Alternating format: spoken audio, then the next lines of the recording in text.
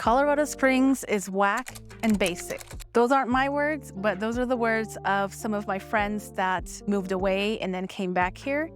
It is kind of basic. Like, I'll just be 100% honest. I like basic. I don't like all the crazy, busy, constant coming and going of a bigger city like Denver. The energy of like Boulder or Fort Collins. Like, to me, this is perfect for me. I love living in Colorado Springs, but it's definitely not for everybody. So here are my 9 regrets that you might have moving to Colorado Springs so that you can make a good decision and you'll know if Colorado Springs is going to be right for you or not. It's perfect for my family. It's quiet. It's not crazy. We don't have like a ton of drama here. So that is something that people either love or they hate it. So that's the first thing. Today I'm going to share some of those things so that you can avoid those mistakes that cost you a ton of time and money in the end. The second thing is probably the noise level. It's quieter than most cities because we're not like a big city where we have a ton of traffic constantly and highways and things like that everywhere. Our biggest roads are like I-25 and Powers Boulevard. I-25 is definitely a lot louder because it's a huge interstate. Powers is just not as much, but there is a lot of traffic, especially during traffic hours. But we do have airplanes. We have military aircraft that is constantly flying over. We have an airport here in the Springs. So you'll be constantly hearing planes fly by. And the closer that you live on the west side of town, you'll hear those big giant semi-trucks driving by a lot as well. And if you're kind of on the south side, you'll hear a lot of trains.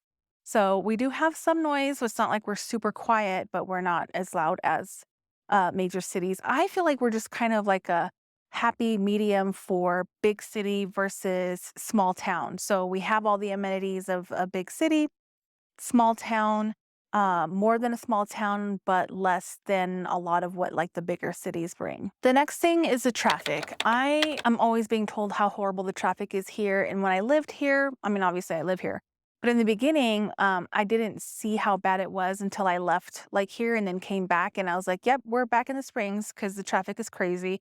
So if you're on certain parts of town, it's like in Fountain, I know that's outside of the Springs, but it's a suburb. It's like people want to go the exact speed limit, like no more, no less. But in the Springs, everybody wants you to speed. And if you don't speed, you get flipped off and honked at. So that was probably going to be another regret or con moving here. So if you're trying to drive, people are behind you and they're speeding and riding your tail. And then you have someone behind you that's wanting you to go even further. And that's not in the left lane. That is in the middle and right lanes too. So that's kind of annoying. I just don't understand why everybody wants you to speed all the time. And of course, with those high speeds, you get a lot of accidents. So I'm always trying to avoid those crazy hours of driving because I just don't want to expose myself to anything crazy or get stuck in traffic for a long period of time. So the next thing that might be a regret for you is the restaurant waits. People don't realize when they move here that the restaurant waits are a lot longer than most places. And it's because we grew so fast. And then we had, of course, the pandemic hit. And so staffing has been an issue, and that might be an issue everywhere. But even before then, as we were growing, there were still long hours of wait time for restaurants. So I'm talking an hour to 2 hours often. And it depends on what restaurant it is. Obviously, if it's a popular one, like a steakhouse or something, you could be waiting for 2 hours to be seated. And then by the time you sit down and eat, it's late. So there's ways that you can avoid that. You can just go just right before the busy time. So like if you want to eat dinner at 5:30, maybe you get there around 4:30 before the rush.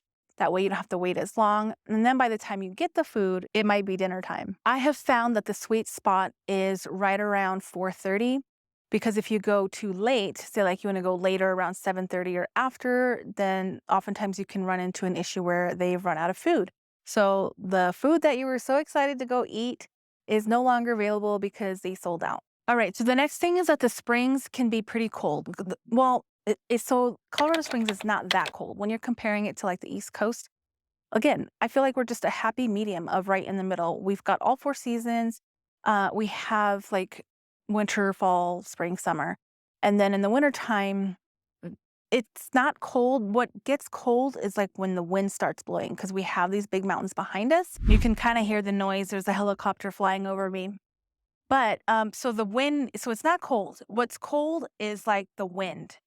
and it's like icicles on your face. If you've watched any of my other videos, you'll know how much I hate the cold, and it's really only just that couple months in the wintertime that gets kind of crazy. So, it's really not bad. You're probably used to it if you're coming from the East Coast. If you're coming from California or somewhere warm like Florida, you're not gonna be used to it, and maybe you don't care, but some people do care, and they care enough to leave the state. So, everybody wants everybody loves to come to Colorado when it's springtime and summertime or even the fall because it's so pretty, like when the leaves are falling and everything. But wintertime is like the time that makes everybody regret moving here. So just something to keep in mind. The other thing is the low humidity. So there's not a lot of humidity, which could be good or bad. It's not good for your skin, but it might be good for like mold situations because we don't have a ton of mold all the time. When we're drying clothes or dishes and things like that, it dries up very quickly. So that could be good or bad depending on how you look at it. It's not so bad in the spring, summer, winter, fall months. But in the wintertime, it can get pretty bad because there's like static electricity. Your hair gets all, kind of frizzy and just stands up on its own. Um, just dry stuff. But if you get a humidifier, then that tends to solve 90% of the problem. And you're not constantly shocking everything, but it's a little bit more comfortable. So that's a workaround for that. So one of the other things that you might regret moving to Colorado Springs over is moving to a neighborhood that you don't like. We have a lot of dogs. I don't think there are any neighborhoods where there are not any dogs.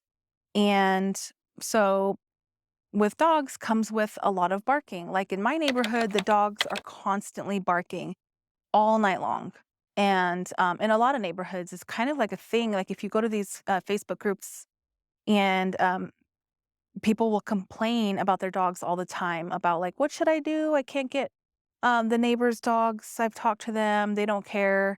And so that could be an issue, a big issue. I mean, obviously, it's best to try and work it out with your neighbor, but sometimes when they don't listen, then you'll have to call. Dogs that get left out at 3 o'clock in the morning for 2 hours straight in the wintertime, those kinds of things, like, then don't have a dog. I don't know. That sounds harsh. But not only would you not like the dogs, but you also might not like the neighbors.